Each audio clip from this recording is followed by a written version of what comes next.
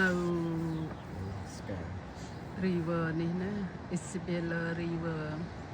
អានេះដូច Rosemary river ដែរហ្នឹងណាពួកគាត់ស្ទូចត្រីគាត់ចូលចិត្តស្ទូចឲ្យមើលនេះគាត់ស្ទូចបានណា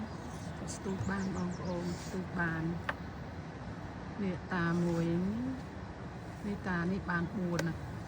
ឃើញគាត់បាន4តានេះបាន4ស្ទូចបាន4គាត់បាន4គាត់ស្ទូចទៅបាន4ហើយតាមួយនេះតានេះបាន1លំធំតែបើតាមួយនោះដឹងទេមួយទៀតទៅណានេះ3នាក់នេះគ្នាគាត់ស្ទូចបានគ្រប់គ្នាអានេះដូច Rosemary river ឬមួយ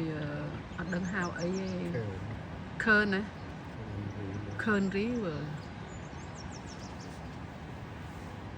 ទឹកហូរឡើងភ្នំបងប្អូននៅនេះខ្ញុំមើលយូរទៅថាទឹកហូរឡើងភ្នំថ្ងៃនេះថ្ងៃពហុ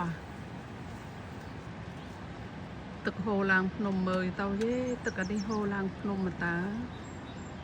គាត់មកដើមរកគ្នាគាត់ឯនេះដើមរកគ្នាគាត់ឯងអូបានអូ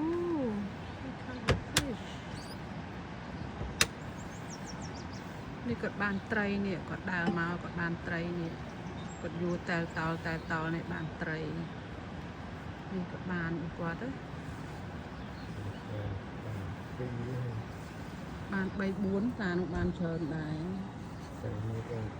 តានោះបាន4តានេះបាន4 5របស់គាត់ដែរមកហូបមកពេល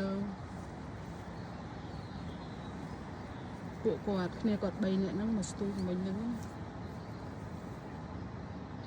គាត់បានកាន់យួរនឹងដៃគាត់បានរបស់គាត់គ្រប់គ្នានេះ